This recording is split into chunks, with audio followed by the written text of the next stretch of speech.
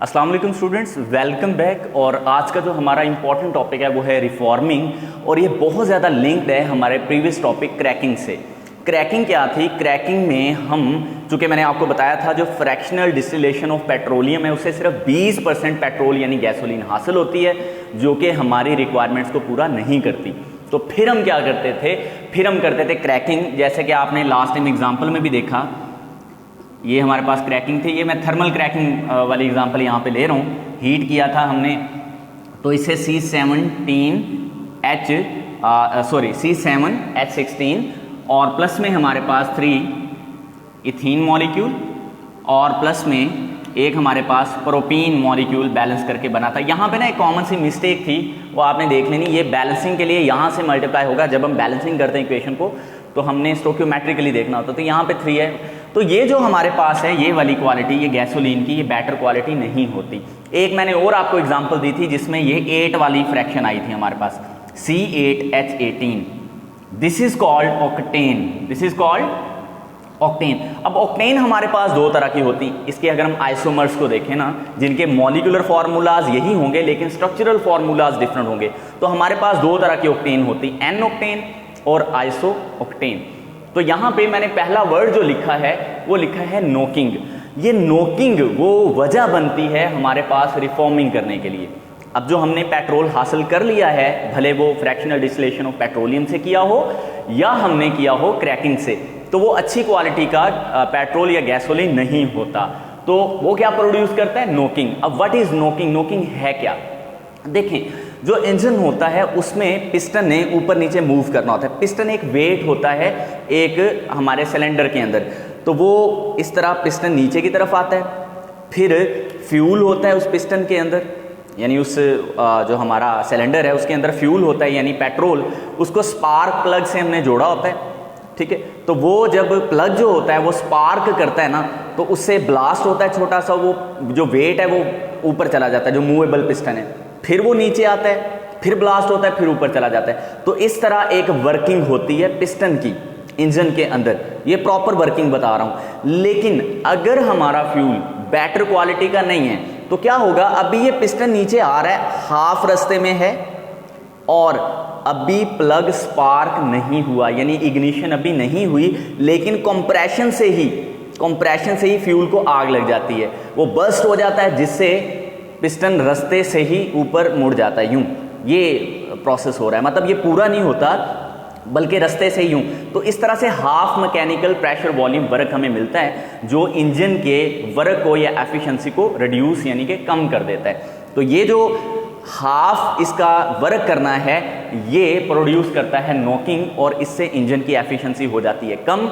और ये कम क्यों होती है? क्योंकि हमारे पास बेटर क्वालिटी ऑफ गैसोलीन नहीं होती। तो this is known as knocking.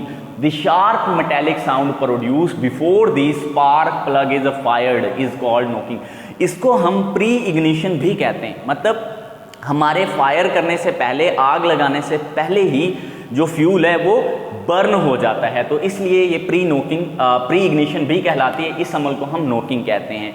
तो रिफॉर्मिंग करने का बेसिक जो मीनिंग हमारा होता है, इस नोकिंग को रिड्यूस करना है, कम करना है, क्योंकि ये इंजन की एफिशिएंसी को कम करता है। अच्छा, अब यहाँ पे मैंने एक टर्म लिखी है ऑक्टेन नंबर। अब आपको याद रखना है, देखो जब हम पेट्रोल पंप पे जाते हैं तो वहाँ पे हमें बताया जाता है कि हमारे पास हाई ऑक्टेन फ्यूल है। ऑक्टेन 8 कार्बन वाले हाइड्रोकार्बन यानी पेट्रोल को बोलते हैं, और वो कहते हैं हमारे पास हाई ऑक्टेन फ्यूल है या लो ऑक्टेन फ्यूल है। नॉर्मली जो हम फ्यूल डलवाते हैं पेट्रोल पंप से, उसमें 95% उसकी जो है वो एफिशिएंसी होती है, यानी उसमें ऑक्टेन नंबर 95 होता है, 95। जबकि जो बेटर क्वालिटी का वो 97 या 98 हो सकता है। और अगर हम बेस्ट क्वालिटी देखें तो वो 100% ऑक्टेन नंबर होता है। अब what is octane number? Knocking I hope कि आपको समझ आ गई होगी। ऑक्टेन नंबर क्या होता है? हमारे पास ये जो ऑक्टेन है ये 2 तरह के आइसोमर्स में होता है। अभी मैं आपको बता देता हूँ। देखें, ऑक्टेन अपने 2 आइसोमर्स की फॉर्म में एग्जिस्ट करता है। एक होती है एन ऑक्टेन। देखें, ऑक्टेन में टोटल कार्बन एटम्स जो हैं वो 8 हैं, तो मैं इस तरह 8 लिख लेता हूँ। 3, 4, 5, 6, 7 और ये 8, ये मैंने स्ट्रेट चेन में लिखे हैं। इसके साथ 3 हाइड्रोजन आएंगे, इसके साथ 3 आएंगे, बाकी सबके साथ 2। ये हाइड्रोजन आप कार्बन की फ्रंट साइड पे लगा दें या बैक साइड पे, मीनिंग एक ही है। सही हो गया? तो ये ये कहलाता है, ये हाइड्रोकार्बन ऑक्टेन है, 1 2 3 4 5 6 7 और ये 8। और बेटा इसको हम बोलते हैं n octane, this is called n octane, यानी नॉर्मल चेन है ये। हम इसको कर देते हैं आइसोमराइज।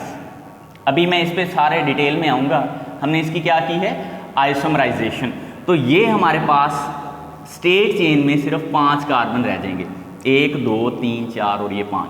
यहाँ पे एक कार्बन लगा दें, एक कार्बन, ये ब्रांचिंग हो गई है, ब्रांचिंग। इसको छोड़ के यहाँ पे एक आप ऊपर लगा दें, तो ये मिथाइल ग्रुप है, ये भी मिथाइल ग्रुप है, ये भी मिथाइल है। अब कार्बन की वैलेंसी पूरी करें। इस कार्बन के साथ 3 हाइड्रोजन आएंगे, इसके साथ भी 3 आएंगे, इसके साथ 1 आएगा, इसके साथ 2, इसके साथ कोई हाइड्रोजन नहीं होगा क्योंकि चारों वैलेंसीज पूरी हैं। This is known as isooctane. इसको हम क्या बोलते हैं, आइसोक्टेन। और इसका जो IUPAC नेम है, जो हमने चैप्टर 8 में पढ़ने हैं नेमिंग, उसके मुताबिक इसका नाम बनता है 2,2,4 ट्राइमिथाइल, यानी 3 दफ़ा मिथाइल हैं, और 5 वाले हाइड्रोकार्बन को हम कहते हैं पेंटेन। अभी अगर आपको ये नाम नहीं समझ आता तो सिंपली आप इसको आइसोऑक्टेन के नाम से याद रखें। अब हम जो बात कर रहे थे ना ये ऑक्टेन नंबर की, बेसिकली ये जो फ्यूल होता है हमारे पास, यानी पेट्रोल, गैसोलीन, उसमें हम देखते हैं ये ज़्यादा हैं या ये ज़्यादा हैं। अगर आपके फ्यूल में सपोज कर लें आपने पेट्रोल ख़रीदा, उसमें 100 कंपाउंड्स में से ये 95 इस तरह के हैं और 5 इस तरह के हैं, तो हम बोलेंगे उस फ्यूल का ऑक्टेन नंबर 95 है। और अगर ये 97 है और ये 3% है, तो हम बोलेंगे उस फ्यूल का ऑक्टेन नंबर हमारे पास 97 है। तो ये होता है ऑक्टेन नंबर। तो नोकिंग को कम करने के लिए हम स्ट्रेट चेन हाइड्रोकार्बन्स को ब्रांच में बदल सकते हैं, तो इससे नोकिंग रिड्यूस होगी। क्यों? क्योंकि हमने बात करनी है किसकी, रिफॉर्मिंग की। तो रिफॉर्मिंग की मैं पहले डेफिनेशन लिखूंगा, फिर आपको बात समझ आ जाएगी। देखें, द प्रोसेस, ये एक प्रोसेस है इन विच octane number of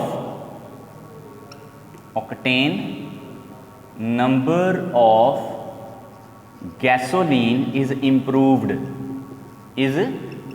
इसका क्या मतलब है, यानी octane number of gasoline, octane number अभी मैं बता चुका हूं, इसको ज्यादा करना। तो रिफॉर्मिंग हमारे पास एक ऐसा मेथड है जिसमें हम ऑक्टेन नंबर को बढ़ाते हैं, यानी ये चीज को बढ़ाते हैं या फ्यूल की क्वालिटी को बेटर करते हैं, आप इस तरह से समझ लें। अब ये जो रिफॉर्मिंग है ये 2 तरीकों से हो सकती है। एक तरीका अभी मैंने यहाँ पे डिस्कस कर भी दिया है, यानी हम उसको बोलते हैं आइसोमराइजेशन। अब ये जो आइसोमराइजेशन है, इसका जो दूसरा नाम है, हम इसको यूं भी लिख सकते हैं, conversion of straight chain hydrocarbons into branched. यानी जो हमारे पास स्ट्रेट चेन हाइड्रोकार्बन्स होते हैं, जैसे ये था, इसको हमने ब्रांच में बदल लिया। तो ये हमारा पहला मेथड है जिसमें हम रिफॉर्मिंग करते हैं। रिफॉर्मिंग से होगा क्या, नोकिंग कम होगी, ऑक्टेन नंबर ज़्यादा होगा, और हमारा जो फ्यूल होगा वो स्मूथली बर्न होगा इंजन में, जिससे इंजन की एफिशिएंसी बढ़ जाएगी और इंजन का जो वर्क होगा वो प्रॉपर होगा। आई होप कि ये बात आपको समझ आ गई, जिसमें पहला मेथड आइसोमराइजेशन है और ये मॉडर्न मेथड है, इसको ही आजकल यूज़ किया जाता है। देखें, इसकी बर्निंग स्मूथ क्यों नहीं होती। देखें, आपके पास ये बिल्कुल स्ट्रेट चेन है, जैसे इस पे दबाव आता है ना, बर्स्ट कर जाता है, ये मतलब ये बिफोर स्पार्क जो है ना, इसको आग लग जाती है। लेकिन यहाँ पे ऐसा नहीं होता, ठीक हो गया। यहाँ पे इस तरह से ये जब तक ये आप इसको इस तरह से समझ लें, ये दबाने से बर्न नहीं होता और ये दबाने से ही बर्न हो जाता है। ये तब बर्न होगा जब प्लग से स्पार्क निकलेगा, और ये बिफोर स्पार्क जो है वो ये इग्नाइट हो जाता है। तो ये बेटर क्वालिटी फ्यूल नहीं होता, जबकि ये हमारे पास बेटर क्वालिटी ऑफ फ्यूल है। और आइसोऑक्टेन को हम प्रैक्टिकली ऑब्जर्व कर चुके हैं, इसकी जो बर्निंग है ना वो स्मूथ होती है, इट्स बर्निंग इज स्मूथ। तो that's why we are use this isooctane instead of n octane. और जितने इसकी परसेंटेज ज़्यादा होगी, हमारे फ्यूल की क्वालिटी यानी पेट्रोल की क्वालिटी उतनी बेस्ट होगी। तो ये था हमारा पहला मेथड, जिसमें मैं इसको दोबारा से रिवाइज कर देता हूँ। नोकिंग एक शार्प मेटेलिक साउंड है जो इंजन में प्रोड्यूस होता है। हम ऑक्टेन नंबर की जब बात करते हैं तो बेसिकली हम आइसोऑक्टेन की बात कर रहे होते हैं। रिफॉर्मिंग में हम इसी आइसोऑक्टेन यानी ऑक्टेन नंबर को बूस्ट करते हैं, इन्हांस करते हैं, बढ़ाते हैं। आइसोमराइजेशन पहला मेथड है जिसमें हमने स्ट्रेट चेन हाइड्रोकार्बन्स को ब्रांच में बदला। अब मैं आपको जो आपकी बुक में दूसरा मेथड लिखा है वो समझा देता हूँ कि वो क्या है। वो हमारे पास है ऑक्टेन बूस्टर, ठीक है, जिसको हम एंटी नॉकिंग एजेंट भी कहते हैं। द सेकंड मेथड इज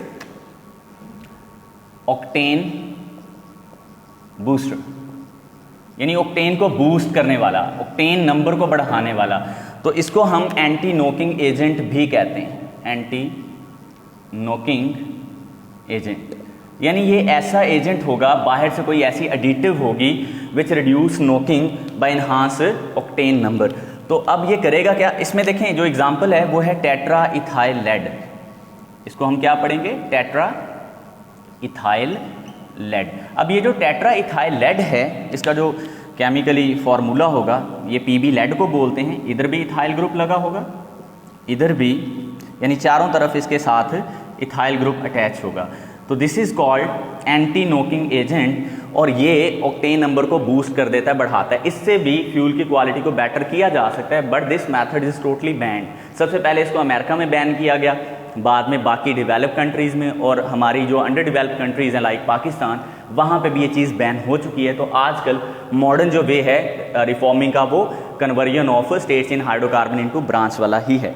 अब ये इसका डिसएडवांटेज क्या था, इससे प्रोड्यूस होते हैं लेड ऑक्साइड, लेड ऑक्साइड, क्योंकि जाहिर बात है फ्यूल के साथ जब ये टेट्राइथाइल लेड भी बर्न होगा ना, तो इससे लेड के ऑक्साइड प्रोड्यूस होंगे। और ये लेड ऑक्साइड, लेड एक हैवी मेटल है, ये हार्मफुल है, नुकसानदेह चीज़ है हमारे लंग्स के लिए और हमारी पूरी बॉडी के लिए। जब ये हवा से इनहेल करके हमारे लंग्स में चली जाएगी तो इससे कैंसर हो सकता है। तो इससे बचने के लिए ये ऑक्टेन बूस्टर का यूज़ ख़त्म कर दिया गया है, जबकि इस मॉडर्न मेथड को हमने अडॉप्ट कर लिया। तो आज के लेक्चर में हमने रिफॉर्मिंग सीखी है पेट्रोल की। आई होप समझ आ गया होगा, नोट ज़रूर करना है। अल्लाह हाफिज़।